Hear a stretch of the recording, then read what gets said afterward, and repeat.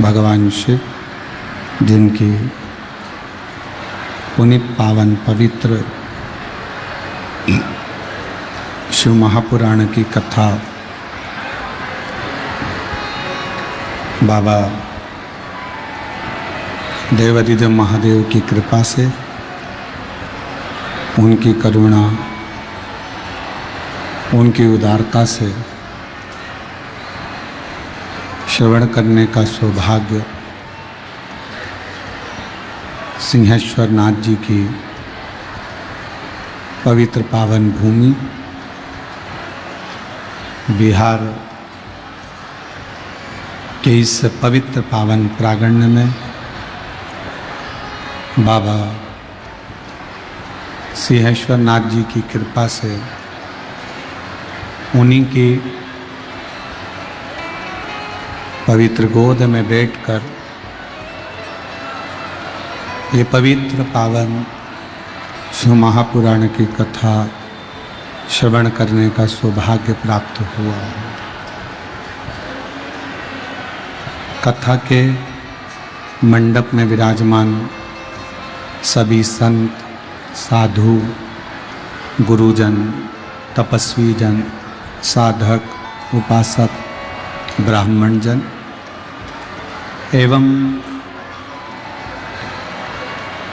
इस पवित्र कथा के मुख्य यजमान बाबा सिंहेश्वर नाथ जी, मैया पार्वती जी, गौरी शंकर समिति एवं संपूर्ण क्षेत्रवासी एक बार यजमान परिवार के लिए जोरदार ताली बजाकर स्वागत, वंदन, अभिनंदन। जिन्होंने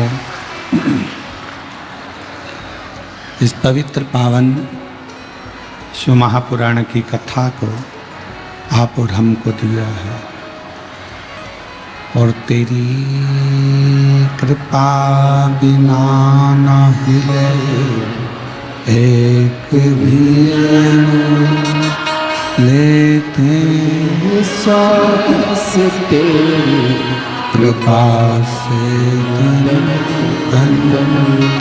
बखान क्या करूँ मैं राखों के बेटा, चपटी भगवत में खजाना बेटा, हे गंगाधर मुक्ति ओंकार भोले ओंकार आयुष शंभु। शिव की अनुपम कृपा, करुणा, दया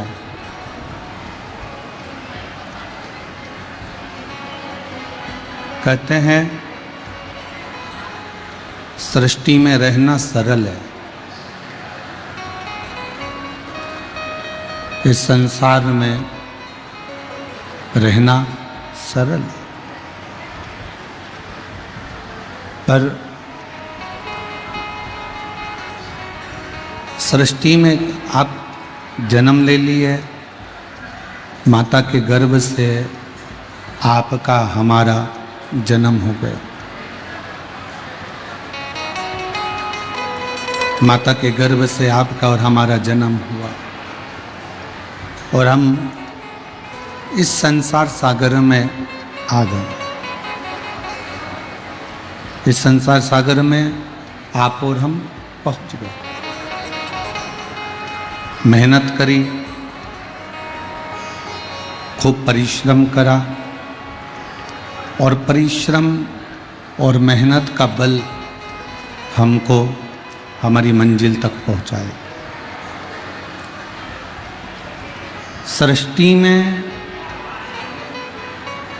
रहना सरल है, पर मेरे महादेव की दृष्टि में रहना कठिन है, बहुत कठिन।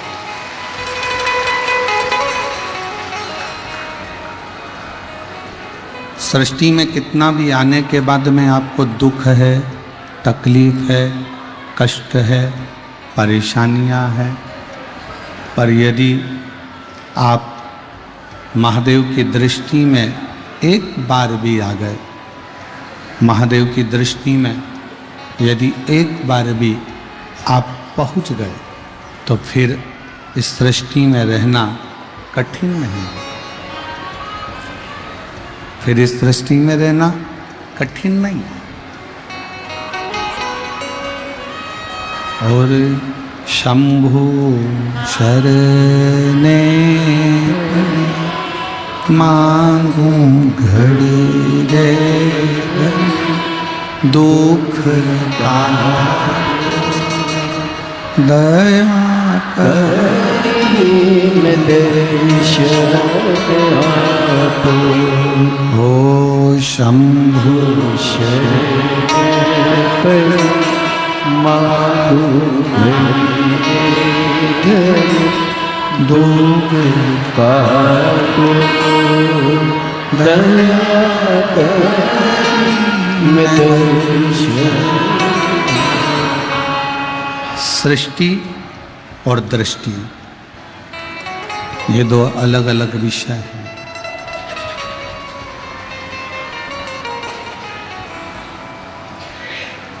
सृष्टि में आ तो गए, सृष्टि में जन्म भी ले लिया, पहुंच भी गए, पर यदि आप शिव की दृष्टि में नहीं हो, आप शंकर की दृष्टि में नहीं हो, तो जीवन पूर्ण केवल संघर्ष ही संघर्ष में निकलना है, केवल संघर्ष ही संघर्ष में जाना। शिव की दृष्टि में आने के लिए करना क्या?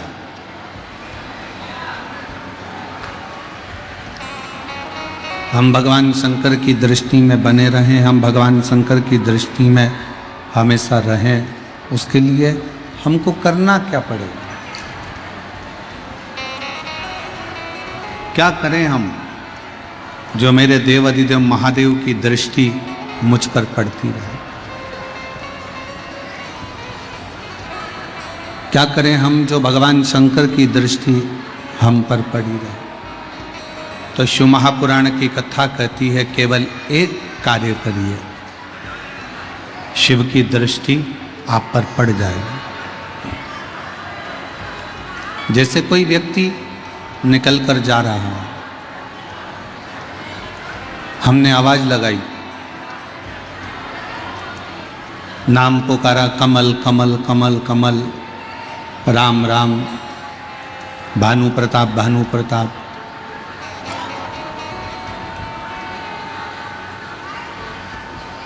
यदि वो एक बार नहीं देखेगा, दो बार आवाज लगाओगे नहीं देखेगा, तीन बार जमकर जब आवाज लगाओगे तो जिसको तुमने पुकारा है वो पलट कर जरूर देखेगा। उसी तरह देव अधिदेव महादेव को नित्य प्रति पुकारो, वो एक बार पलट कर जरूर देखेगा। मेरा शिव, मेरा ओघड़दानी, मेरा शंकर, मेरा त्रिकालदर्शी, मेरा कैलाशी, मेरा अविनाशी, कहीं पर भी बैठकर, जहां तुम्हारा मन करे, जहां तुम्हारा चित्त करे, जहां तुम्हारा हृदय कर जाए, वहां बैठकर जब आप देव अधिदेव महादेव को पुकारोगे, जब आप भगवान शंकर को पुकारोगे, शिव सुनेगा, धारण करेगा। श्री शिवाय नमस्तु, श्री शिवाय नमस्तु, श्री शिवाय नमस्तु, श्री शिवाय नमस्तु, श्री शिवाय नमस्तु, श्री शिवाय नमस्तुते। ऐसा कोई स्थान नहीं, ऐसी कोई जगह नहीं जहाँ भगवान शिव आपके शब्द को ना सुनता, श्रवण ना करता। तुम्हारी जहाँ मर्जी पड़ जाए, तुम्हारा जहाँ मन कर जाए, वहाँ बैठकर भगवान शब्द कर को पुकारना प्रारंभ करो। पुकार। आप लोगों में से किसी ने कावड़ भरी है?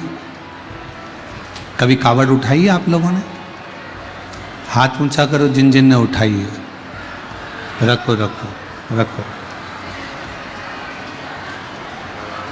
जो लोग कावड़ लेकर चलते हैं ना, क्या बोलते हुए चलते हैं? बोल बम, बोल बम, बोल बम, बोल बम, बोल बम, बोल बम।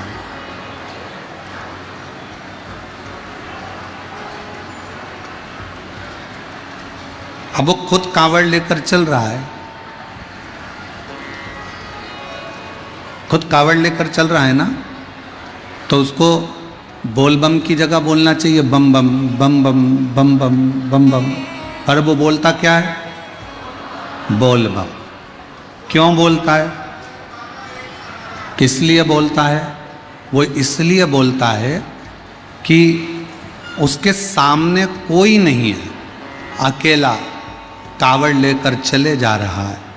और जब वो कावड़ लेकर अकेले जा रहा है तो दुनिया के लोगों को लगता है कि वो अकेला पैदल पैदल पैदल पैदल चलते जा रहा है। दुनिया की दृष्टि में वो अकेला है, पर जिस समय वो गंगा जल उठाता है, कंधे पर रखता है, अकेला नहीं होता, शंकर पार्वती उसके साथ चलते रहते हैं। शिव पार्वती चलते। बोल बम का नारा है सारी समस्या का हल। श्री शिवाय नमस्ते। उसके साथ शिव और पार्वती निरंतर चल, निरंतर चल।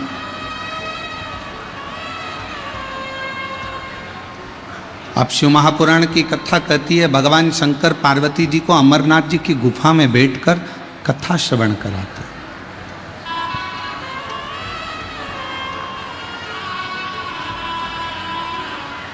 और अमरनाथ जी की गुफा में भगवान शिव बैठकर माँ पार्वती को अमर कथा कहते कहते कहते हैं, पार्वती जैसे कांवड़ उठाकर चलने वाला कांवड़िया अकेला नहीं होता, उसी तरह माँ के गर्भ में जब बच्चा आ जाता है और वो बच्चा जब माँ के गर्भ में एक पिंड के रूप में रहता है, तब उसका साथ कोई दे चाहे ना दे, भगवान शिव कहते हैं कि पृथ्वी पर जन्म लेने से पहले ही मैं उसका साथ देना प्रारंभ कर देता हूं।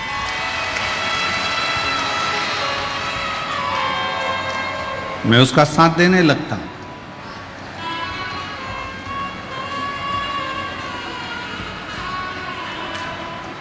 अकेला कौन है? जिसने कभी शंकर को अपना पिता नहीं माना। अकेला कौन है? जिसने कभी मां जगतजननी दुर्गा को अपनी माता नहीं माना। अकेला कौन है?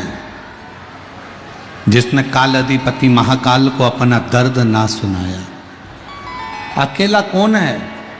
जो भगवान शंकर से दूर है। अकेला कौन है? जिसने संपूर्ण परिवार को अपना माना पर शिव को अपना नहीं मान पाया, वो दुनिया में अकेला ही रह गया। जिसने शिव को अपना मान लिया वो शंकर का हो, वो शिव का हो गया।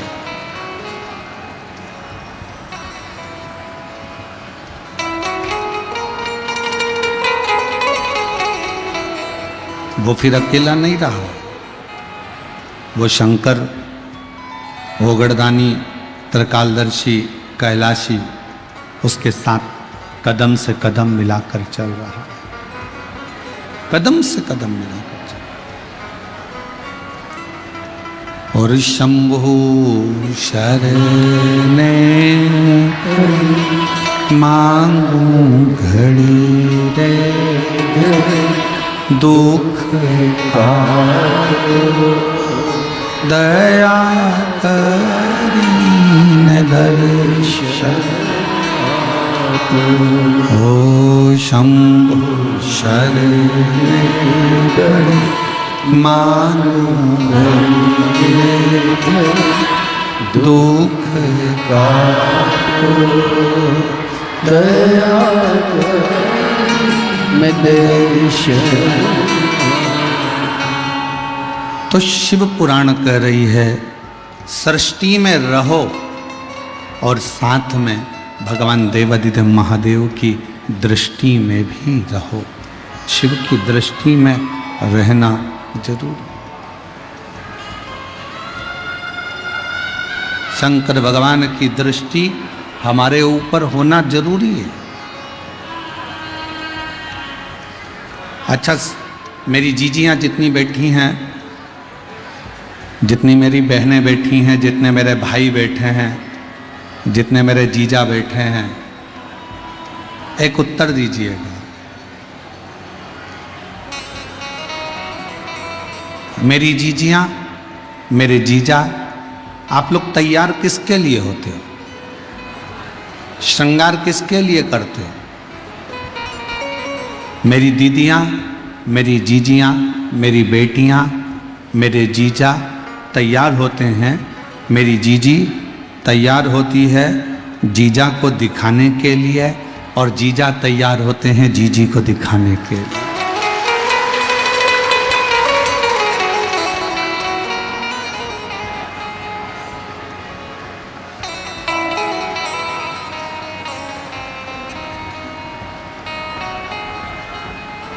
और मान लो जीजी ने नई नई साड़ी पहनी, जूड़ा भी बांधा,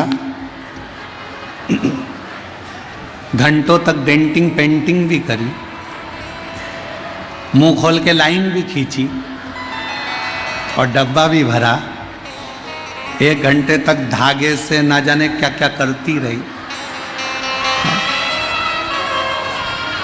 और इतनी मेहनत करने के बाद तैयार होकर बाहर निकली और जीजा तुमको देखे ही ना, तो ईमानदारी से बोलो जीजियों गुस्सा आएगा कि नहीं आएगा?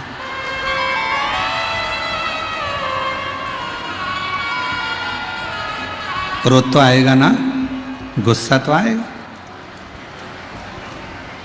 और जीजा आज नई जीन्स पहने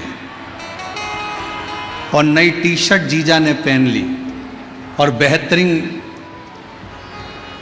नाई की दुकान से काले बाल करवा के आया और मूछें भी काली, परफ्यूम भी लगाया और जैसे ही ऑफिस को, दुकान को, काम को जा रहा है और पत्नी से बात करने गया और पत्नी उसको ना देखे तो जीजा को गुस्सा आएगा कि नहीं आएगा? जम के बोलो जरा, आएगा ना? जीजा तैयार हुए कि जीजी एक बार देख ले और जीजी तैयार हुई कि जीजा एक बार देख ले।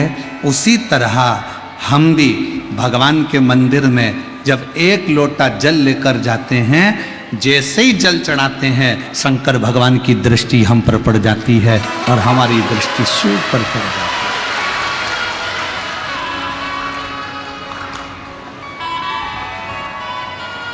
वो हमको देखे, हम उसको देखें।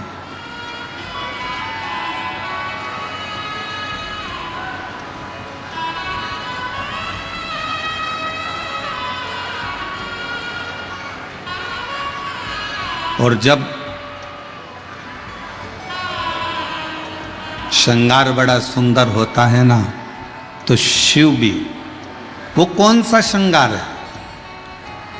ब्यूटी पार्लर में तैयार हो गए तो पति रीझेगा और शिव महापुराण की कथा में ये आत्मा का श्रृंगार होगा तो मेरा महादेव रीझ जाएगा, मेरा शिव रीझ।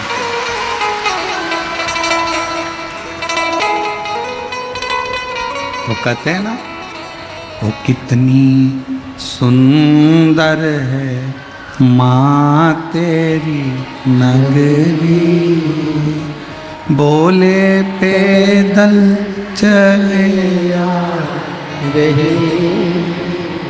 जब बहुत सुंदर श्रृंगार हो, बहुत सुंदर साज हो, बहुत सुंदर श्रृंगारों से परिपूर्ण, क्यों नहीं साधेगा शिव?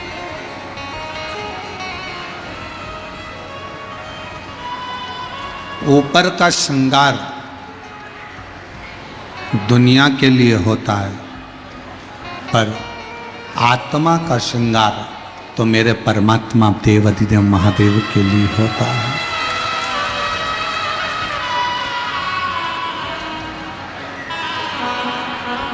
शिव के लिए, भगवान शंकर के लिए, भगवान शंकर के लिए, भगवान शिव के लिए होता है।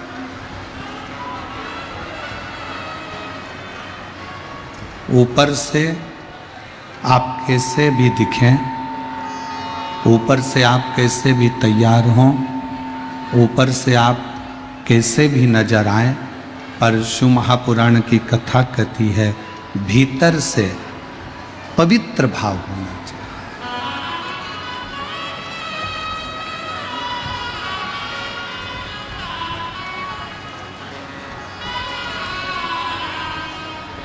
एक बहन ने एक पत्र लिखा है,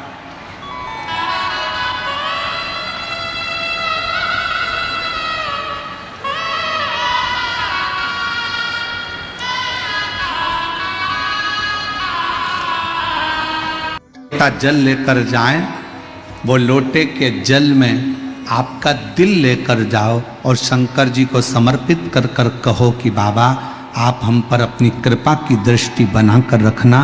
ये सृष्टि कितनी भी बुरी हो, ये संसार कितना भी बुरा हो, ये सृष्टि कितनी भी विचित्र हो, दुनिया के लोग चाहे कितना भी दुख दें, दुनिया के लोग चाहे कितना भी दर्द दें, दुनिया के लोग चाहे कितना भी ताना दें, दुनिया के लोग चाहे कितनी भी गाली दें, पर मेरे महादेव ये सृष्टि कैसी भी हो, पर आपकी दृष्टि अगर पड़ गई तो पूरी सृष्टि अपने आप सही हो जाए। अपने आप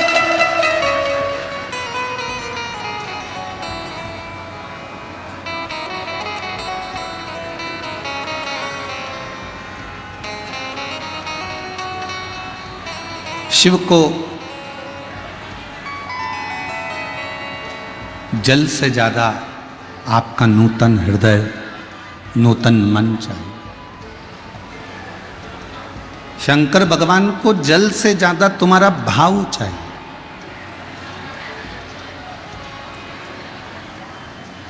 निर्मल चित्त चाहिए, निर्मल स्वभाव चाहिए।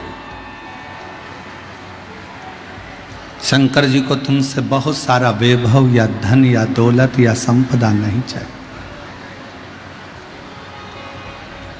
रामचरितमानस का एक सुंदर लाइन है, निर्मल मन सो मोहि पावा।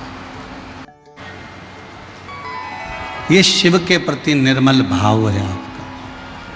और फिर निवेदन करूंगा, मेरे देव अधिदेव महादेव को तुम्हारे धन की, तुम्हारे दौलत की, तुम्हारी सत्ता की, तुम्हारे वैभव की चाह नहीं है। मेरे देव अधिदेव महादेव को तुम्हारे बहुत सारे धन की चाह नहीं है। मेरे महादेव को तो केवल तुम्हारा निर्मल स्वभाव, निर्मल मन, निर्मल चित्त, बस वही शिव को चाहिए।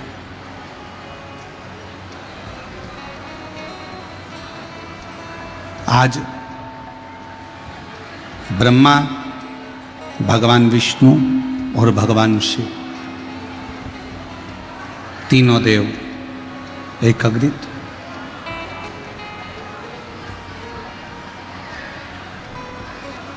तीनों देवता एकाग्रित होकर माँ जगतजननी दुर्गा भवानी, माँ आद्य शक्ति के पास में गए, माँ दुर्गा के पास में गए। माँ जगतजननी बैठी हुई, चारों तरफ उनके जय जयकार हो रहे थे। बोल दुर्गा महारानी की। चारों तरफ उनके जय जयकार हो रहे थे। ब्रह्मा, विष्णु और महेश तीनों ने पहुंचकर प्रणाम किया, नमन।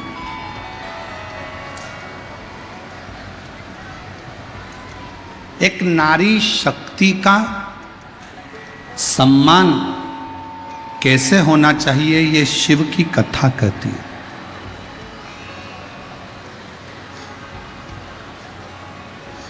एक नारी शक्ति का आदर कैसे होना चाहिए, ये शिव महापुराण की कथा बताती है। और मेरा पुरुषों से भी निवेदन है, आप अपनी दुकान पे शेर बनकर रहो, मना नहीं है। आप आपके ऑफिस में शेर बनकर रहो, मना नहीं है। आप आपके काम में शेर बनकर रहो, मना नहीं है। पर शिव महापुराण की कथा कहती है कि घर के अंदर जब रहो तो शेर बनकर नहीं रहना, घर के अंदर रहना तो नारायण बनकर रहना, भगवान विष्णु बनकर रहना।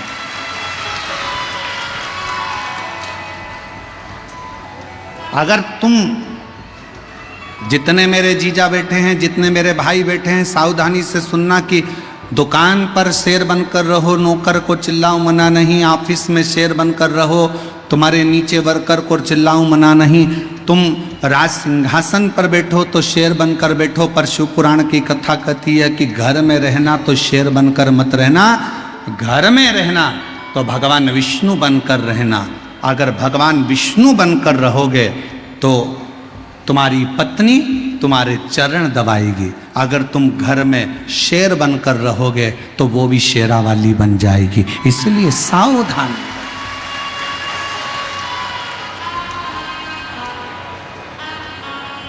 तुम दुकान पर शेर बने ना, चलेगा। तुम ऑफिस में शेर बने ना, चलेगा।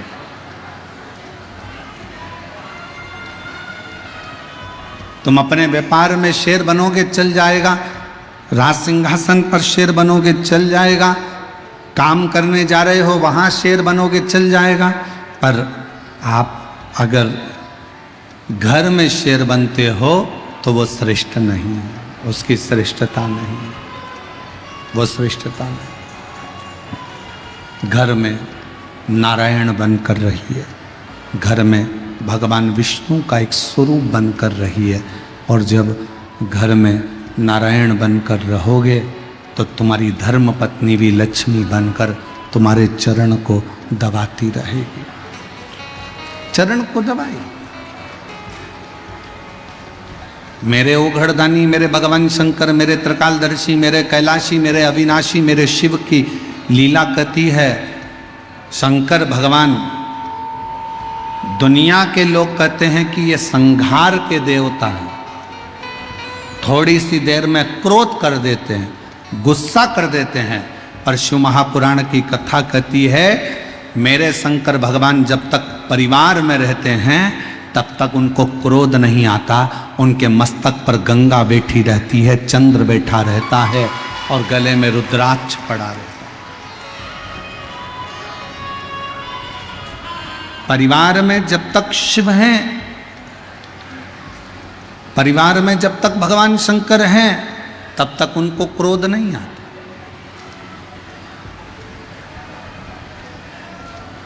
अब कई लोग कहते हैं गुरुजी हमसे गलती हो गई, हमने भगवान के मंदिर में ये गलती कर दी, हमने शंकर जी के मंदिर में ये गलती कर दी, शंकर जी गुस्सा करेंगे, शंकर जी क्रोध करेंगे, शंकर जी हमसे रुष्ट हो जाएंगे, शंकर जी हमको पाप दे देंगे, शंकर जी हमको श्राप दे देंगे। शिव महापुराण की कथा कहती है अगर आपने शंकर भगवान से रिश्ता जोड़ा है, शंकर भगवान को अपना बाप मान लिया, शिव जी को अपना पिता मान लिया और आप शंकर भगवान की बेटी हो गए, आप शंकर भगवान के बेटे हो गए, तो फिर जब रिश्ता हो जाता है, जब परिवार बन जाता है, तो फिर बाप कभी क्रोध नहीं करता, बाप कल्याण ही करता। पिता क्रोध नहीं, कल्याण करे।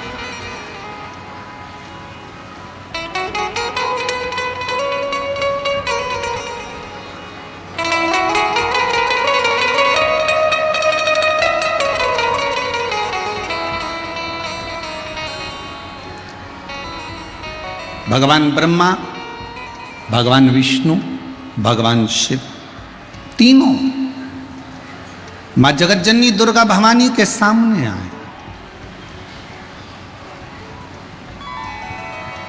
प्रणाम किया, नमन किया, आदर किया, सत्कार किया, सम्मान किया सामने। और जैसे ही आदर किया, सम्मान किया, सत्कार किया, माँ जगतजननी जगदम्बा भवानी दुर्गा ने, माँ आदिशक्ति ने, माँ भवानी ने पूछा कि क्यों आना हुआ, किस लिए आए, किस कारण से पहुंचे। आज तीनों की तीनों देव यहां आए हैं, किस लिए? आपके आने का कारण क्या है? क्यों आए, किस लिए आए? तब भगवान देवादिदेव महादेव जी ने कहा, हे जगतधात्री, हे दुर्गा, हे आदि शक्ति, सृष्टि को बढ़ाना है, सृष्टि का निर्माण करना है और सृष्टि का विस्तार करना है।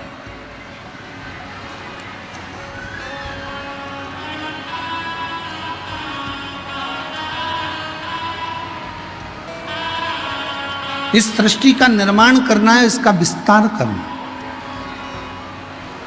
हे दुर्गा, हे आद्य शक्ति, हे जगदम्बा, हे भवानी मां, आप कृपा करो और बताओ कि सृष्टि का निर्माण कौन करे। मां दुर्गा भवानी ने कहा, इस सृष्टि का निर्माण के लिए ब्रह्मदेव को आगे कर दो, ब्रह्मा जी को आगे। ब्रह्मा जी ने कहा, मैं सृष्टि का निर्माण कर दूंगा। बहुत सावधानी से शिव पुराण की कथा सुनिएगा।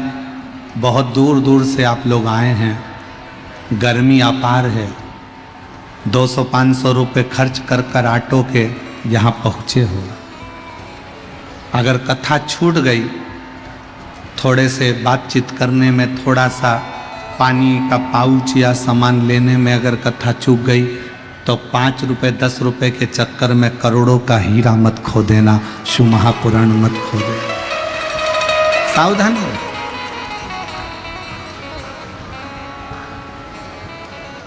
ब्रह्मा जी से कह दो कि सृष्टि का निर्माण करें। ब्रह्मा जी बोले, मैं सृष्टि का निर्माण करने को तैयार हूं, पर दिक्कत एक है। मान लो मैं सृष्टि का निर्माण करूंगा और अगर कुछ गलत बन गया तो फिर उसका क्या होगा? स्वयं देवादिदेव महादेव सामने खड़े होकर मां दुर्गा के सम्मुख में कहते हैं, ब्रह्मा जी आप सृष्टि का निर्माण करिए, अगर कुछ गलत हो भी गया, गलत बन भी गया, तो मैं उसका संहार कर दूं। आप करो सृष्टि का निर्माण।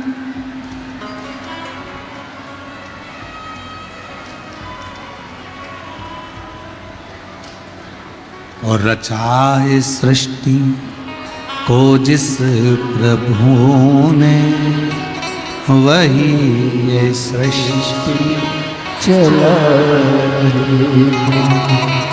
रचा है सृष्टि को जिस प्रभु ने, वही ये सृष्टि चला रहे।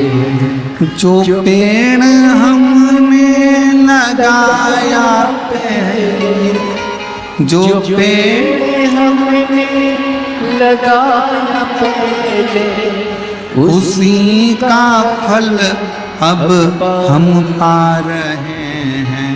रचा है सृष्टि को जिस प्रभु ने, वही ये सृष्टि चला। ब्रह्मलोक में होते तो ब्रह्मा जी तुमको साथ लेते हैं, ब्रह्मा जी तुमको साथ देते। वैकुंठ लोक में होते तो भगवान नारायण तुमको साध दे, भगवान विष्णु तुम्हें साध दे, पर आप मृत्यु लोक में जन्म लिया, पृथ्वी पर जन्म हुआ, पृथ्वी पर जन्म हुआ।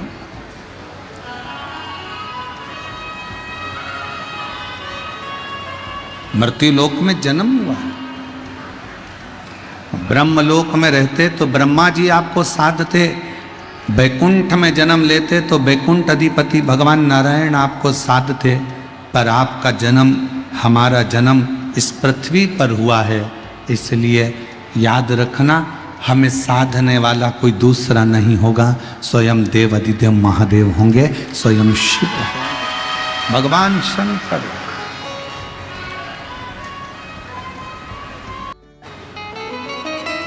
कभी मत कहो कि घर तुम्हारा है, कभी मत कहो कि दुकान तुम्हारी है, कभी मत कहो कि दुख तुम्हारा है, कभी मत कहो कि सुख तुम्हारा है, कभी मत कहो कि बहू तुम्हारी है, कभी मत कहो कि बेटा तुम्हारा है, कभी मत कहो कि बेटी तुम्हारी है, कभी मत कहो कि दामाद तुम्हारा है, कभी मत कहो कि जमीन तुम्हारी है, कभी मत कहो कि जायदाद तुम्हारी हो।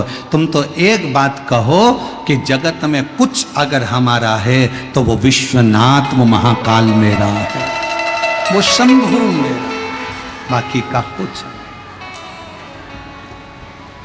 कुछ भी नहीं। शिव मेरा, शंकर मेरे, त्रिकालदर्शी मेरे, कैलाशी मेरे, अविनाशी मेरे।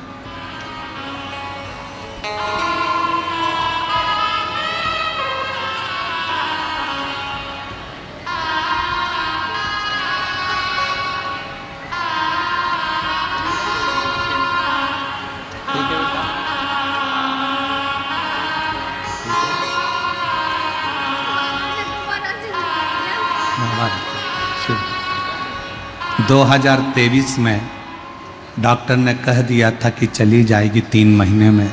आज 2025 में वो दीदी कह रही है कि शंकर भगवान ने मुझको दूसरी बार जिंदगी दे दी और कथा को सुन।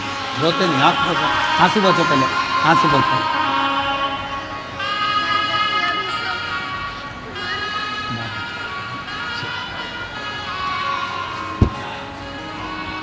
उसकी आश्रितता है।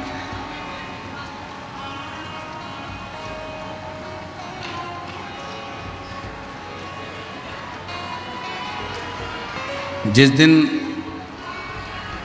आपने ये कह दिया कि ये सब कुछ मेरे शंकर का है, मेरा कुछ भी नहीं है, उस दिन मेरे शंकर आपके घर को, आपको संभालना।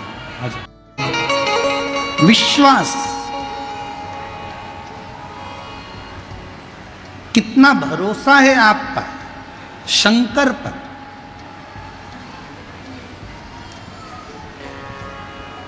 कितना भरोसा है आपका शिव पर, ये आप पर निर्भर करता है। और फिर निवेदन करेंगे, शिव महापुराण की कथा में अगर आना है तो विश्वास लेकर आना कि मेरा भोले बाबा मेरे दुख 3 महीने में काटेगा जरूर, तो दुख कटेगा जरूर। अगर आपका विश्वास नहीं है ना तो इतनी गर्मी में परेशान मत हो, अपने घर पर एसी के कमरे में कूलर लगा के सो। अगर विश्वास है, और तुम्हारे बिहार में अगर ये कथा हो रही है सिंहेश्वर में, और विश्वास है, तो 200-500 किलोमीटर मत देखना, गाड़ी उठाना, बस पकड़ना, ट्रेन पकड़ना और सिंहेश्वर पहुंचकर बिहार की पवित्र भूमि पर कथा सुनना। विश्वास है तो, और विश्वास नहीं है तो भले तुम मधेपुरा में रहते हो, विश्वास नहीं है तो 9 किलोमीटर भी चलकर मत आओ, अपने घर पर एसी के कमरे में सो, आइसक्रीम खाओ, डनलप के गद्दे पर बैठे रहो, कथा में मत आओ। और अगर विश्वास है कि मैं जाऊंगी, मेरा बाबा मेरी झोली भरेगा, वहाँ की मिट्टी मेरे शरीर पर लगाऊंगी, मेरा बाबा मेरे दुख काट देगा, तो 3 महीना तो जाने दो, 7 दिन के अंदर ही मेरा बाबा दुख मिटा। विश्वास हो तो आओ।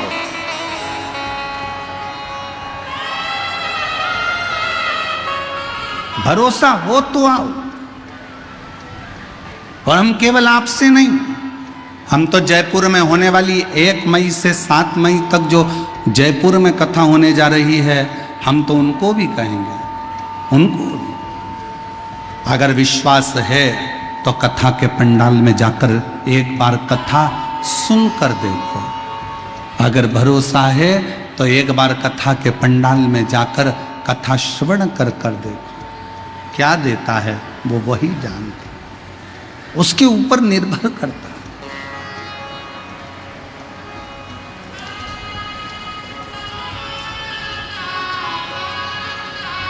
शिव कथा करो, भगवान शंकर का चरित्र कह रहा। ब्रह्मा, विष्णु और महेश तीनों ने जगत धात्री दुर्गा भवानी से आज्ञा ली सृष्टि की रचना करना।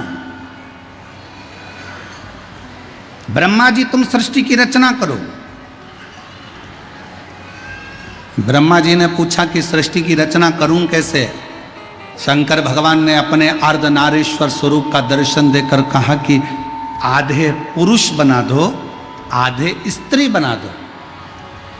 ब्रह्मा जी को समझ नहीं आया तो उन्होंने एक ही व्यक्ति को आधा पुरुष आधा स्त्री बना दिया, तो पूरी की पूरी सृष्टि किन्नर ही किन्नरों की हो गई। जहां देखो वहीं पर किन्नर नजर आने लगे, जहां देखो वहीं किन्नर दिखने लगे, किन्नर ही किन्नर नजर आ रहे थे।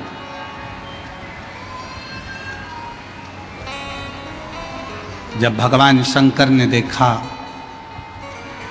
भगवान विष्णु को तो हंसी आ गई, हंसती। और भगवान नारायण को हंसी इस बात पे आई कि ब्रह्मा जी तुमको बनाना था पुरुष और स्त्री, और ब्रह्मा जी तुमने दोनों को जोड़कर किन्नर उत्पन्न कर दिया। जैसे ही भगवान विष्णु हंसे, शंकर भगवान की दृष्टि पड़ गई और शिव जी ने कहा, नारायण आप इन किन्नरों पर हंसे हो, इन किन्नर पर?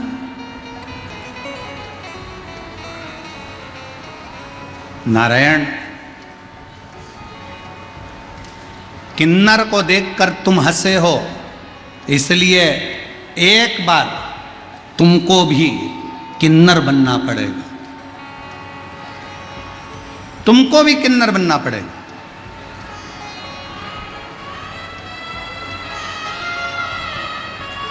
और समय आया था,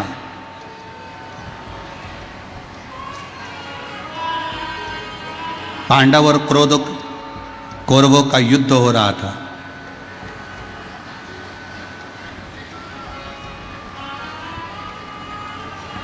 कुरुक्षेत्र की भूमि पर देवी को प्रसन्न करने के लिए कौरवों की ओर से और पांडवों की ओर से परिवार के एक व्यक्ति की बलि देना था। कौरवों ने तो खुशी मनाई कि हम 100 भाई हैं, हम में से एक आध मर भी गया तो 99 बच जाएंगे, पर पांडवों में से 5 भाई हैं और अगर एक की बलि चढ़ गई तो 4 ही बचेंगे।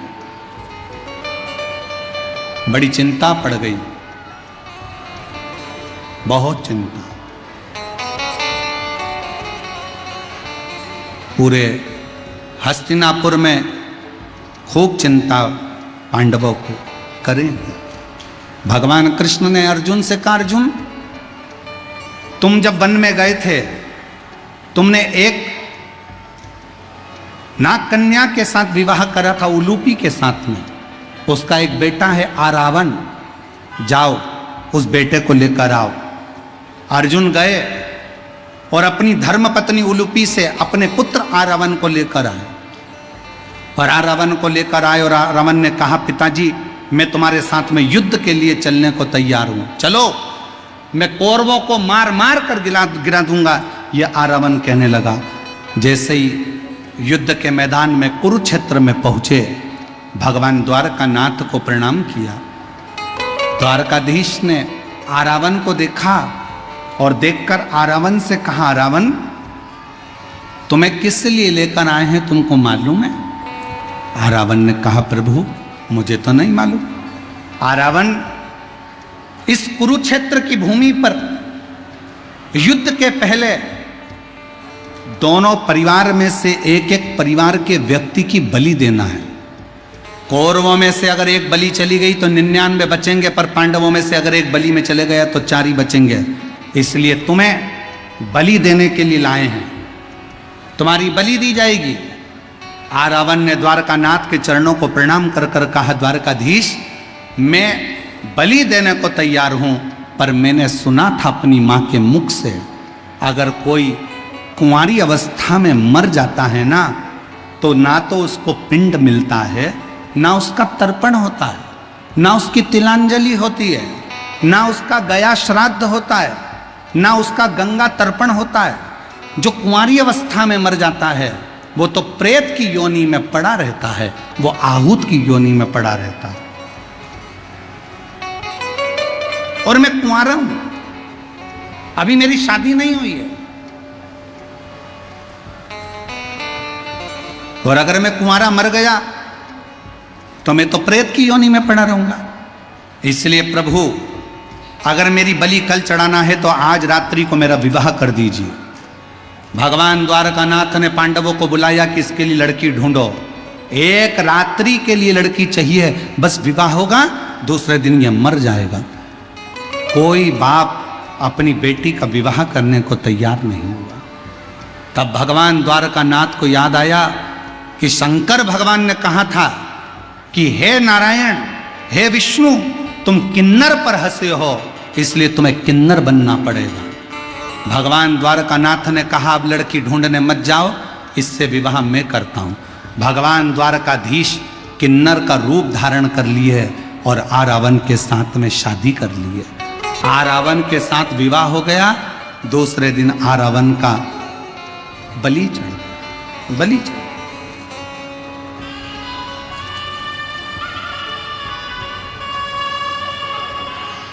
किन्नर मांग में सिंदूर भरते हैं, किन्नर पांव में बिछुड़ी पहनते हैं, किन्नर हाथ में चूड़ी पहनते हैं, किन्नर माथे पर बिंदी लगाते हैं, किन्नर गले में मंगलसूत्र पहनते हैं। दुनिया के लोग पूछते हैं तुम्हारा पति कौन है, तो किन्नर का पति आज भी किन्नर समाज में एक घड़े के साथ रात्रि को फेरे डलते हैं आरावन के साथ, और उसका विवाह होता है और सवेरे वो घड़ा फोड़ा जाता है। भगवान द्वारकानाथ ने कहा था,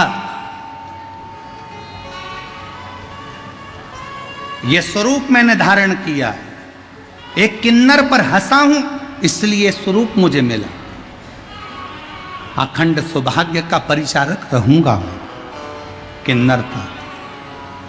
इसलिए शादी हो, विवाह हो, बच्चे हो, किन्नर हमारे दरवाजे पर आकर नृत्य कर कर, भजन गाकर, बधाई गाकर थोड़ी सी बधाई लेकर जाते हैं।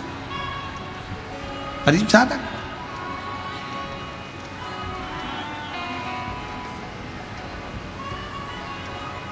शास्त्र कहता है, भगवान विष्णु किन्नर पर हंसे तो उन्हें किन्नर का जन्म मिला।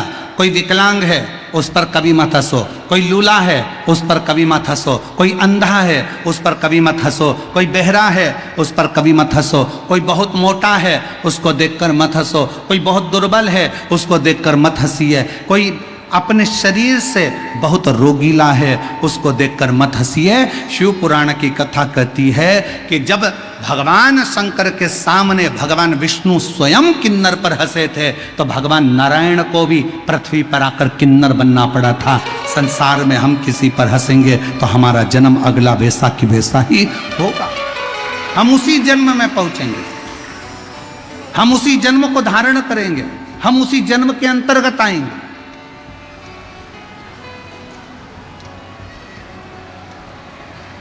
क्यों हंसे? किम्मत बुरे कर्म कर बंदे वरना पछताएगा, भगवान की आंखों से तू बच नहीं पाएगा, तू बच नहीं पाएगा। अरे ओ अज्ञानी मत करना, अरे ओ अज्ञानी मत करना। तेरे कर्म का फल भी तू ही पाएगा, जैसा किया तूने तेरे आगे आएगा। मत बुरे कर्म कर वरना पछताएगा, भगवान की आंखों से तू बच नहीं पाएगा, तू बच नहीं पाएगा। अब क्यों हंसना, क्यों ताने कसना, क्यों अपशब्द कहना, क्यों गाली देना, क्यों आड़ा टेढ़ा कहना?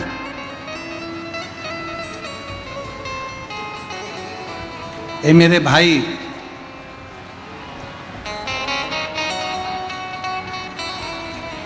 पानी और वाणी दो हैं। क्या क्या चीज? बोलो, जम के बोलो जरा। पानी और वाणी दो हैं। पानी अगर गंदा है तो शरीर को बेकार कर देगा। पानी अगर गंदा है तो शरीर को बेकार करेगा, और वाणी अगर गंदी है तो मन को बेकार कर देती है। मन बेकार। पानी भी साफ लो और वाणी भी साफ लीजिए। पानी जितना साफ होगा शरीर उतना स्वस्थ होगा, और वाणी जितनी साफ होगी शिव तत्व उतना कृपा करेगा, शंकर भगवान उतनी करुणा करेंगे। हम वाणी की शुद्धता ही नहीं रखते। हम वाणी की शुद्धता नहीं रखते। एक सास का दामाद बहुत काला था। दामाद इतना काला, जीजा इतना काला, दामाद इतना काला, इतना काला, इतना काला कि तरा भी उसके आगे गोरा था। और एक सास का दामाद इतना काला, इतना काला। अब एक दिन दामाद घर पर आ गया।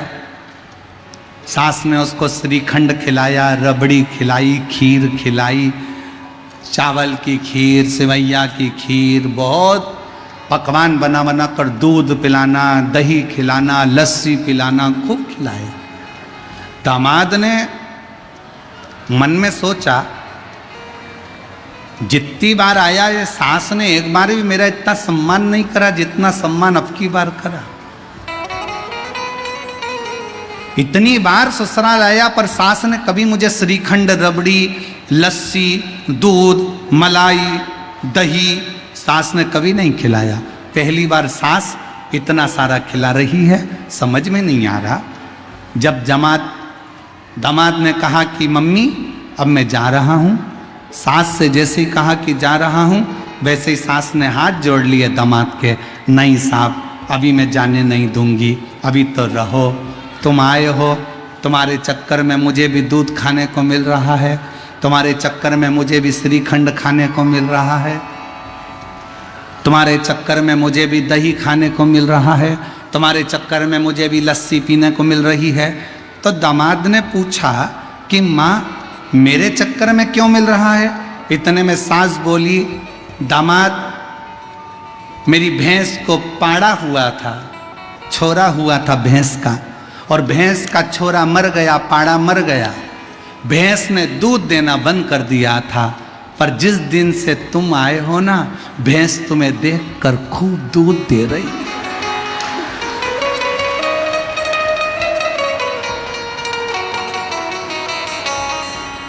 दामाद को लगा, बताओ मेरी सास मुझे भैंस का पाड़ा समझ रही है कि तुम्हें देख के दूध दे रही है। वाणी श्रेष्ठ हो, वाणी ऐसी बोलिए, अच्छा जम के बोलो, जरा जम के बोलो, वाणी ऐसी बोलिए जो मन का आपा खोए। पर आज के जमाने में वाणी ऐसी बोलिए जो जम के झगड़ा,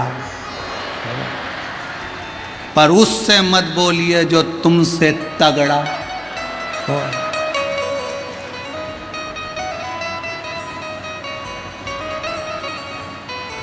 ये वाणी है जो पुजवा देती है, ये वाणी है जो दुचवा देती है। वाणी श्रेष्ठतम।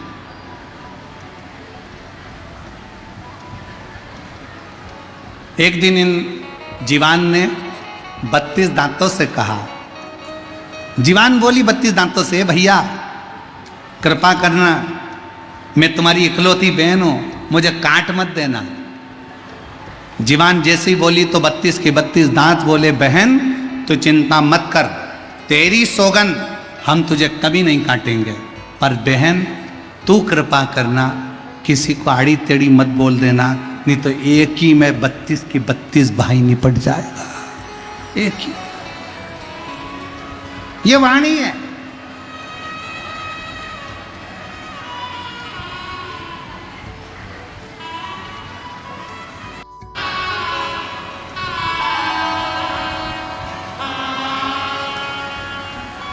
बाबा देवरिदेव महादेव, भगवान शिव, ओगड़दानी, तरकालदर्शी, कैलाशी, अविनाशी, भगवान शंकर की कथा कह रहे।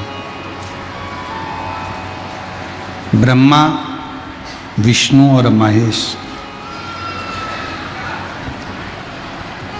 तीनों को सृष्टि का भार दिया। ब्रह्मा जी ने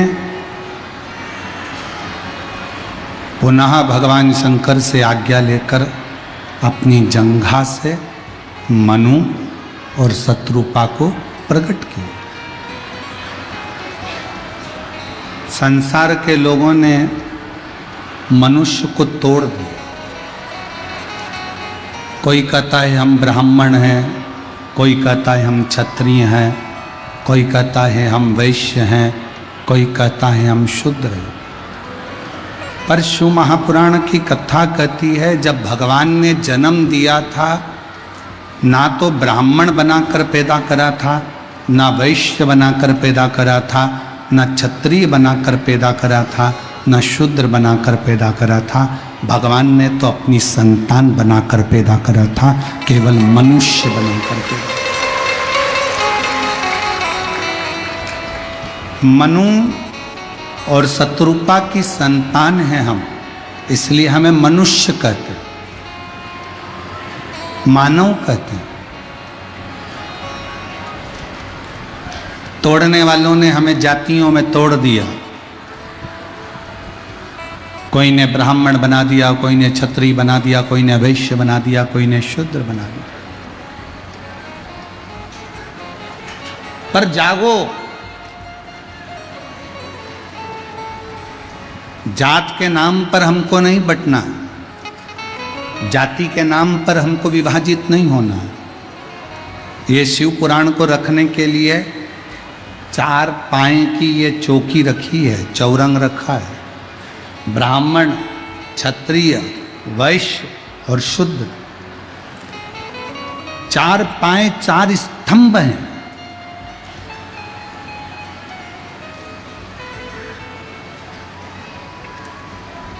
अगर हम टूट गए, हम आपस में अगर झगड़ा करेंगे, हम आपस में टूटेंगे, तो एक ना एक दिन जो बंगाल में आज हो रहा है, आने वाले समय में अपने साथ में भी हो सकता है।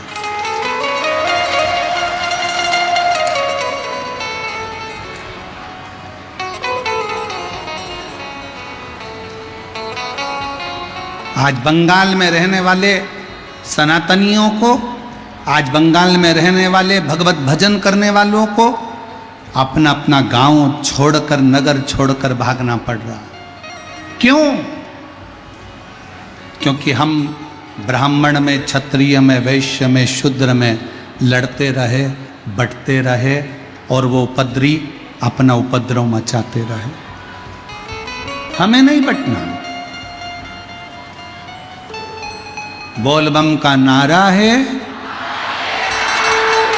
मेरे बिहार में रहने वाली मेरी जीजियों, बिहार में रहने वाले मेरे जीजाओं, बिहार में रहने वाली मेरी बेटियों बेटाओं, मेरे माताओं और संपूर्ण भारत की भूमि पर जो भी शिव महापुराण की कथा इस बिहार की पवित्र भूमि से श्रवण कर रहे हैं, बिहार की पवित्र धरा से श्रवण कर रहे हैं, इस पवित्र भूमि से जो कथा को श्रवण कर रहे हैं,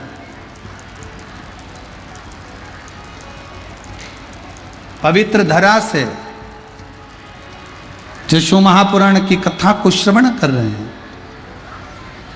उनसे निवेदन करूंगा, हम जातियों में ना टूटे, हम जातियों में ना टूटे, हम सब इकट्ठे और शंकर जी के पट्टे, हम शिव तत्व को जाने, हमें टूटना नहीं। जागरूक हो जाओ,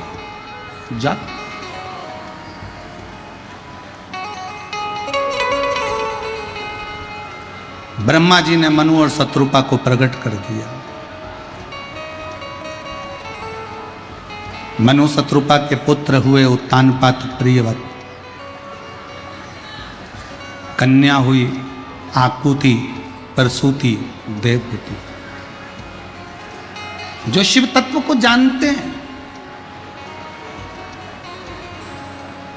अच्छा ईमानदारी से बोलो, जितने लोग पंडाल में बैठे हैं, आप ब्राह्मण हो तो क्या शंकर जी केवल आपकी सुनेंगे? आप क्षत्रिय हो तो क्या शंकर जी केवल आपकी सुनेंगे? आप वैश्य हो तो क्या शंकर जी आपकी सुनेंगे?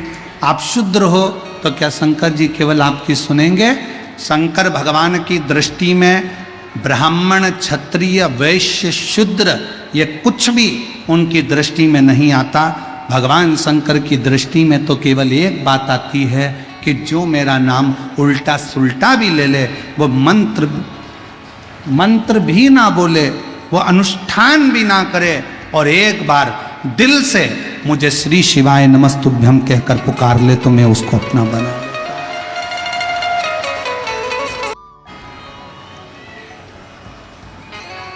शिव भक्ति किसको कहते हैं? शिव की उदारता किसको कहते हैं?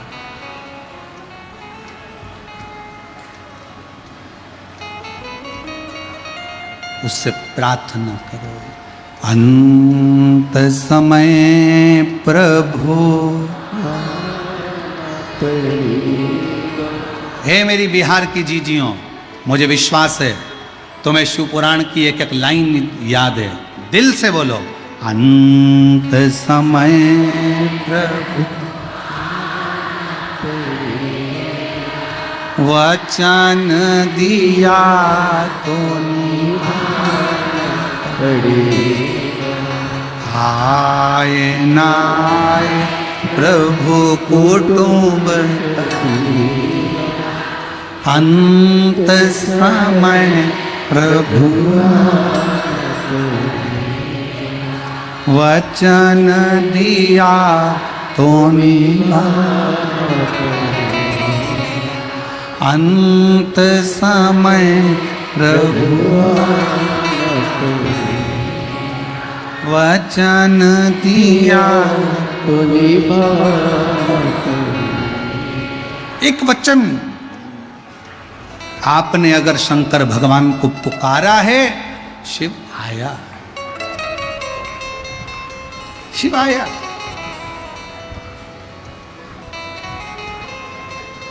उस बहन ने लाइन में लिखा है, मेरे पति इन सब बातों पर भरोसा नहीं करते थे। मेरे पति कहते थे ऐसे ढेरों महाराज टीवी पर आते हैं, उनकी बात अगर सत्य हो तो क्या बात है। मैंने अपने पति से कहा, वो सीहोर वाला महाराज कथा नहीं करता है, वो सीहोर वाला महाराज नहीं, उसके शिव स्वयं सीहोर वाले महाराज के वाणी के रूप में शंकर ही खुद बोलता है। हमने सुना और मेरा विश्वास कहता है, अगर आप जल पियोगे, शंकर पर चढ़ी बेलपत्र खाओगे, तो मैं कहती हूं मेरा बाबा तुम्हारा कैंसर अच्छा करेगा। गुरुदेव, मेरे पति ने भी कह दिया, अगर मैं ठीक हो गया और मेरा कैंसर नहीं निकला तो जहां कथा होगी उस पंडाल में खूब सेवा करूंगा। आज मेरा पति इस पंडाल में सेवा कर रहा है क्योंकि बाबा ने उसको कैंसर से मुक्त किया। शिव तत्व किसको कहते हैं?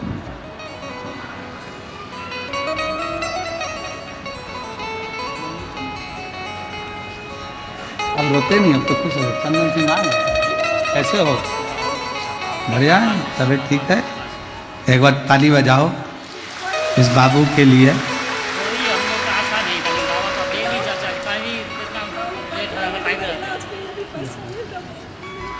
दीदी कह रही हैं हमारे पास इलाज के लिए भी पैसा नहीं था, डॉक्टर ने कैंसर बता दिया था और बाबा पर भरोसा कर कर आज कैंसर से मुक्त हो गए। डॉक्टर ने कह दिया कैंसर नहीं है।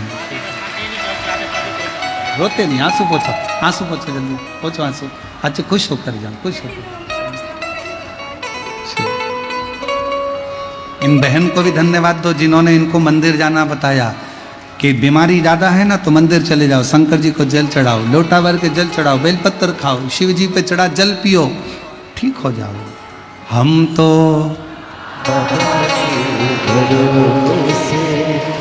चलते हैं दाता के भरोसे चलते हैं। ये दुनिया वाले चलते हैं, ये दुनिया वाले चलते हैं। हम तो बाबा के भरोसे चलते हैं, हम तो बाबा के भरोसे। उसके आश्रित हो, उसको समर्पित होकर जियो। शिव सुनेगा, शंकर सुनता है, क्यों नहीं सुने?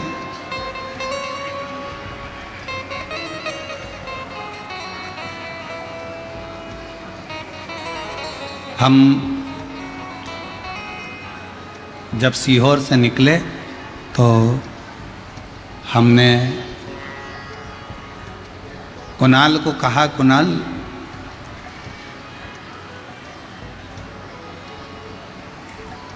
बहुत सारी जगह पर रुके, कहीं पर बेलपत्र का वृक्ष नहीं मिलता था, तो हमने कहा अब की बार ऐसा मन कर रहा है कि जहाँ रुकेंगे जरूर वहाँ बेलपत्र का कोई वृक्ष होगा जिसकी शरणागति में अपना विश्राम 7 दिन बाबा बना कर रखे। और मैं चौधरी जी को धन्यवाद देता हूँ,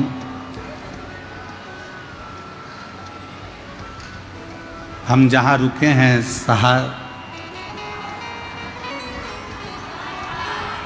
सहारा सा, तो वहाँ हम रुके हुए हैं और शुभम जी, अंकित जी और उनका पूरा परिवार बड़ी सेवा में लगा बहुत। अब हमारा इतना तो मिलना इन लोगों से होता नहीं क्योंकि हम लोग पाठ में लगे रहते हैं, जप में लगे रहते हैं, भजन में लगे रहते हैं, अपनी स्तुतियों में लगे रहते हैं। दुनिया के लोगों को लगता है कि महाराज जी हमारे घर आए, हमारे घर आए, हमारे घर आए।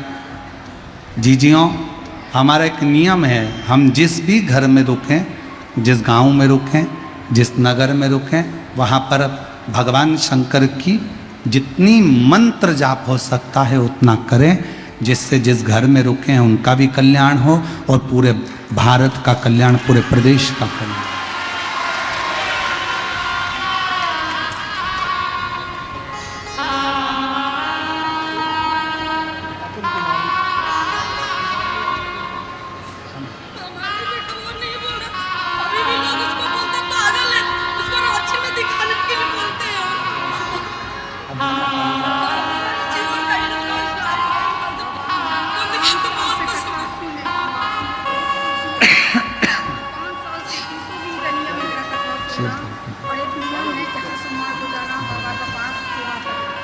दीदी बोल रही हैं, बच्चे को लोग पागल कहते थे, बोलता नहीं था, सुनता नहीं था।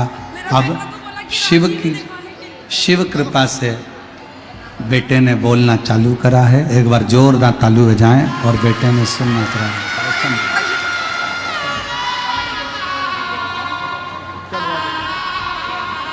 और शंभो शरणे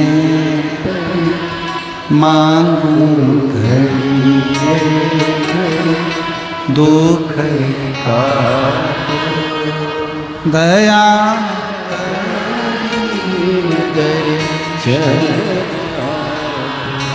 शिव के आश्रित हो जाओ।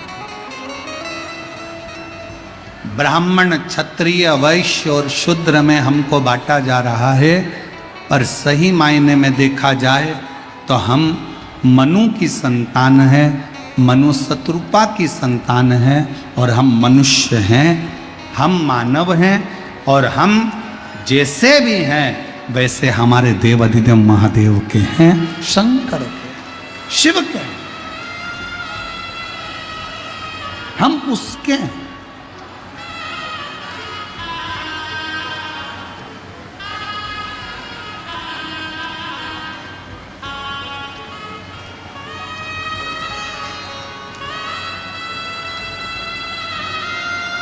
शिव कथा कह रही है, मनु शत्रुपा के उत्तानपात प्रियवत हुए, कन्या देवहूति प्रसूति आकुति हुई। उत्तानपात की विवाह होने के बाद में उनकी धर्म पत्नी का नाम था सुनीति। पर सुनीति के गर्भ से कोई संतान नहीं।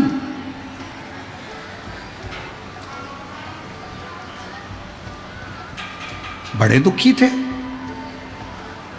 एक दिन सुनीति ने अपने पति उत्तानपात से कहा कि मेरे गर्भ से औलाद नहीं हो रही है, आप एक काम करो, मेरी ताऊ की लड़की है सुरुचि, उससे तुम विवाह करो,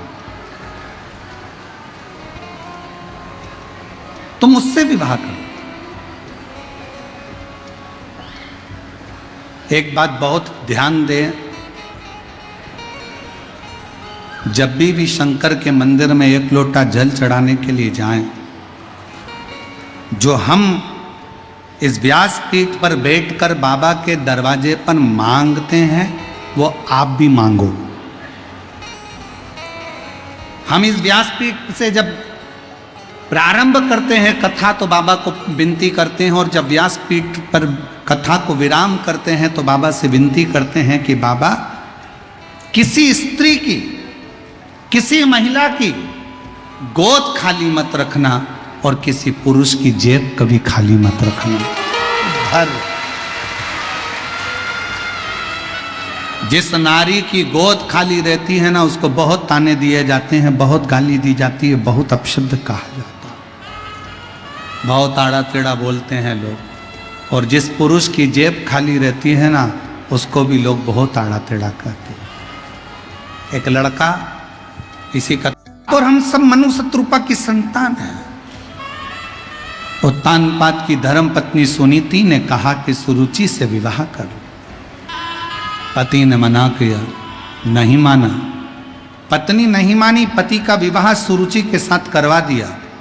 जिस दिन सुरुचि का विवाह हुआ, विवाह कर सुरुचि अपने पति के साथ घर में आई, उसी दिन सूचना मिली कि सुनीति का गर्भ ठहर गया। ये भी मां बनने वाली, इसका गर्भ ठहर गया। सुरुचि को क्रोध आ गया, और सुरुचि को इतना क्रोध आया कि जब मेरी बहन, मेरे चाचा की लड़की जब गर्भित होने वाली थी, गर्भ धारण करने वाली थी, तो मेरी शादी क्यों करी दूसरी? क्रोध आ गया। अपने पति से कहकर सुनीति को धक्के मारकर घर से बाहर निकलवा दिया। घर से सुनीति गर्भ से घर से बाहर चली गई, वन में रहने लगी। सुरुचि भी गर्भ से हो गई। उत्तानपाद के साथ अपने आनंदमय सिंहासन पर रहती, खूब आनंद से जीती।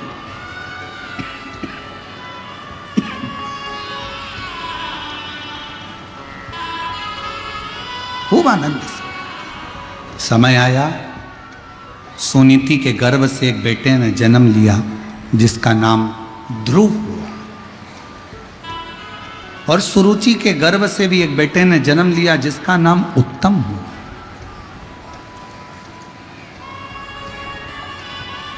ध्रुव जी वन में घूम रहे थे,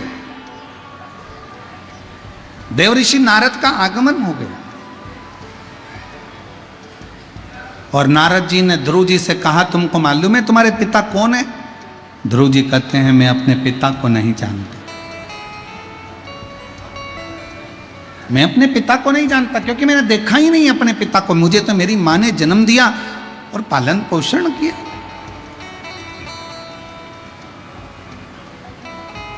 एक मां और एक महादेव, दो।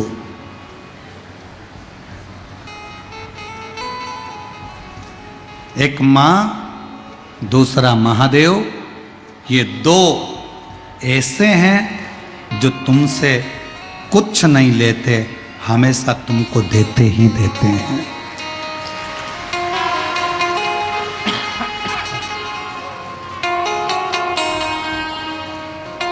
केवल देते हैं।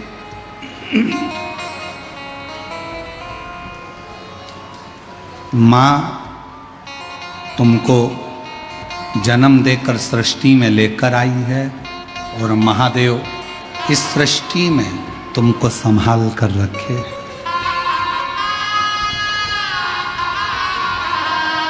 एक मां और एक महादेव, दो ऐसे हैं जो तुमसे कुछ नहीं लेते, तुम्हें देते हैं।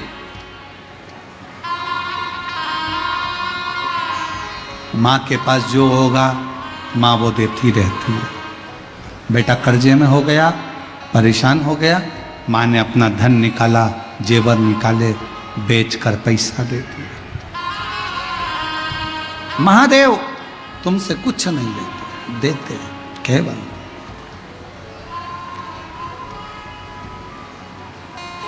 और ये उसी की कृपा है।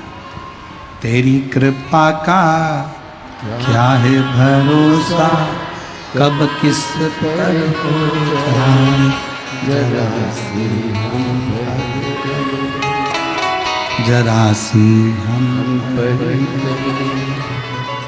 तेरी कृपा का क्या है भरोसा, कब किस पर हो जाए, जरा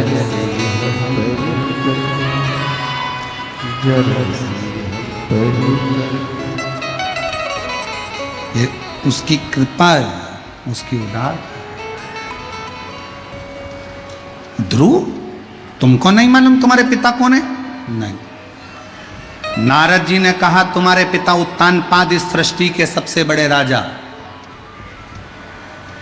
उत्तानपाद का नाम सुनते ही ध्रुव जी दौड़ पड़े सिंहासन की ओर, और जो अपने पिता के दरवाजे पर पहुंचे द्वारपाल रोकने लगे, सब कुछ छोड़कर सिंहासन पर अपने पिता की गोद में जाकर बैठ गए। अपने पिता की गोद में बैठे तो सुरुचि बैठी थी, सौतेली मां हाथ पकड़कर उतारा। कौन है रे तू? कहा मैं सुनीति का बेटा हूं, मेरा नाम ध्रुव है। सुरुचि कहती है अगर पिता की गोद में बैठने का इतना शौक है तो मेरे गर्भ से जन्म लेना पड़ेगा, तब जाकर तू पिता की गोद में बैठ पाए। धक्का देकर उतार दिया ध्रुव जी महाराज को। रोते रोते ध्रुव जी अपने घर चले गए। मां ने पूछा, 4 वर्ष के ध्रुव जी महाराज से सुनीति पूछती है तो रोता क्यों है? क्यों रो? मुझे पिता ने अपनी गोद से नीचे उतार दिया। सुरुचि मां कहती है अगर तुझे जन्म लेना है तो मेरे गर्भ से जन्म लेना पड़ेगा, और मेरे गर्भ में आने के लिए भगवान का भजन करना पड़ेगा, तब तू अपने पिता की गोद में बैठ सकता है। इतने में सुनीति ने कहा अपने पुत्र 4 वर्ष के बेटे ध्रुव जी से, पिता की गोद में बैठने के लिए रोता है ध्रुव, अगर बैठना है तो उस महादेव की गोद में जाकर बैठ जा जिसकी गोद से कभी कोई नीचे न गिरता। अगर बैठना है तो उस परमात्मा की गोद में जाकर बैठो जिसकी गोद से कोई नीचे नहीं उतार कोई।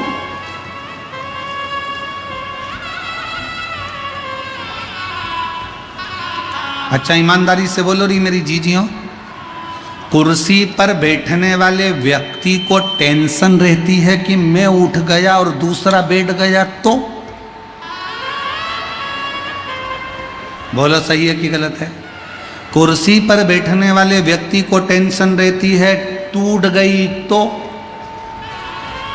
कुर्सी पर बैठने वाले को टेंशन रहता है कि कोई बैठ गया तो, कुर्सी चली गई तो, टूट गई तो। पर जो जमीन पर बैठे हैं उनको कोई टेंशन है? न टूटेगी न जाएगी, और कैसे भी बैठो पसक के, अपनी मर्जी है। विचार करिए, जो नीचे बैठा हुआ है उसको क्या टेंशन, जो जमीन पर बैठा है उसको चिंता नहीं है, उसको चिंता नहीं। 4 पाई पर बैठने वाला, 4 पाई की कुर्सी पर बैठने वाला, 4 पाए की चौकी पर बैठने वाला चौकीदार होता है, और जो जमीन पर बैठता है वो जमींदार होता है। वो जमींदार है, जमीन पर बैठा। और चौकीदार और जमींदार में अंतर है। चौकीदार को बड़े ध्यान से बैठना पड़ेगा, कुर्सी संभाल कर, जाए नहीं। कुर्सी पे से जाएगा तो दूसरे को क्या कर जाए, संभाल के रखना, सिर पे पल्लू लेके मेरी है, संभाल के। और जमींदार अपनी मर्जी से, कई जमींदार तो ऐसे भी बैठे हैं कि कथा सुनते सुनते जेब में से निकाल भी लेते हैं, धीरे धीरे मल भी लेते हैं। और जैसे ही भजन का इंतजार करते हैं, महाराज जी जैसे ही भजन खाए तो वो भटकी भी। और जैसे ही महाराज जी ने कहा हर हाथ महादेव, कई जमींदार ऐसे भी बैठे।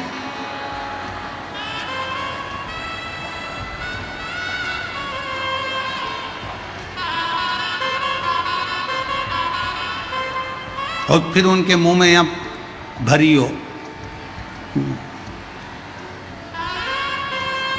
हमें एक बार बहुत एक जगह की बात है, छत्तीसगढ़ में एक जगह कथा करने गए थे और वहाँ पर कोई बहन आ रही थी और उसके मुंह में प्रसाद उसके मुंह में था, और उसके साथ एक बच्चा था। बच्चा से हमने बच्चे के मुंह में प्रसाद, हमें लगा सत्यनारायण भगवान के मंदिर से आ रही होगी, तो सत्यनारायण जी का प्रसाद उस बच्चे के मुंह में था।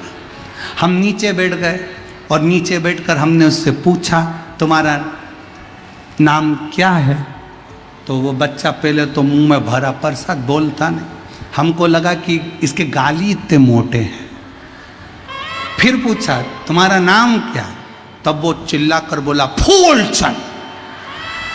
जो बोला फूलचंद, मुंह में जितनी पंजेरी थी सब मुंह पे।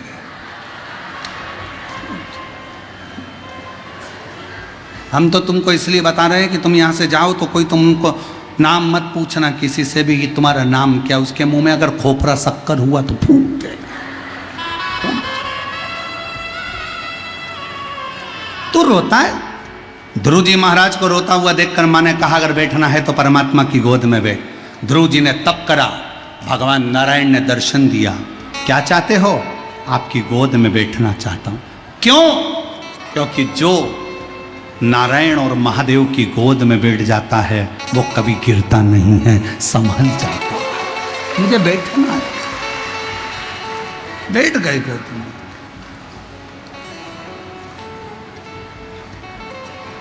सिंहासन पर ध्रुव जी महाराज विराजित, परमात्मा की गोद में ध्रुव जी बैठे। गए उत्तानपाद अपने बेटे को लेकर गए, सिंहासन पर बिठाए। जब हम परमात्मा की गोद में बैठना चालू कर देते हैं तो परमात्मा एक ना एक दिन हमें सिंहासन पर ले जाकर बिठा ही देता है। क्या करता है देवाधिदेव महादेव? हमें हाथ पकड़कर अपनी मंजिल तक पहुंचा ही देता। मंजिल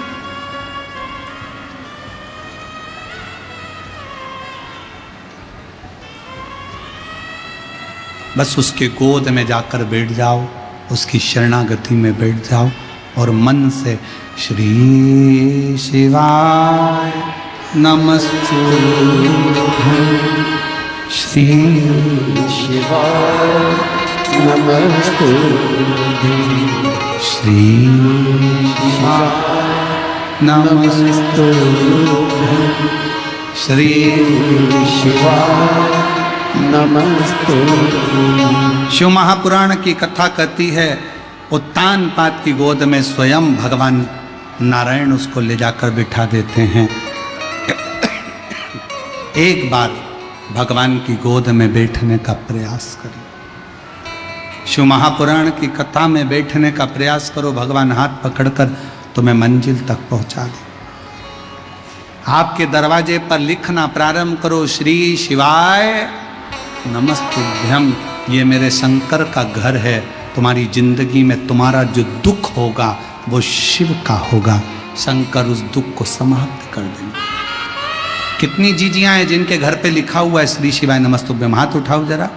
सभी के दरवाजे पे लिखा है? अरे वाह, होना चाहिए। लिख दो दरवाजे पर, श्री शिवाय नमस्तुभ्यम, ये मेरे शंकर का घर है। मेरा धन, मेरी दौलत, मेरी संपदा, मेरा जो कुछ भी है वो शिव का है। मेरे शरीर में रोग भी आया तो शंकर समाप्त करेंगे, दुख भी आया तो शिव समाप्त करेंगे, क्योंकि ये घर किसका है? शंकर का, ये शिव का। भगवान देवाधिदेव महादेव की पवित्र कथा का अर्धनारीश्वर स्वरूप का दर्शन होता है। आज कथा का द्वितीय दिवस यहाँ पर विराम की ओर जा रहा है और बड़े भाव से आप और हम सब पवित्र शिव महापुराण की कथा श्रवण कर रहे हैं। सिंहेश्वर बिहार की पवित्र धरा से अर्धनारीश्वर भगवान पधार रहे हैं। भगवान विष्णु और लक्ष्मी का दर्शन हो रहा है। जोरदार ताली बजाकर स्वागत करिए। 1 मई से 7 मई तक जयपुर राजस्थान में शिव महापुराण की कथा होगी, दोपहर में 1 बजे से 4 बजे तक। फिर 11 मई से 17 मई तक मुंगेला 4 लेन, गुमला 4 लेन, गुमला झारखंड में शिव महापुराण की कथा होगी। फिर 21 मई से 27 मई तक निरंकारी मैदान बुराड़ी दिल्ली में शिव महापुराण की कथा होगी, जिसको आप और हम सब श्रवण करेंगे। हर हर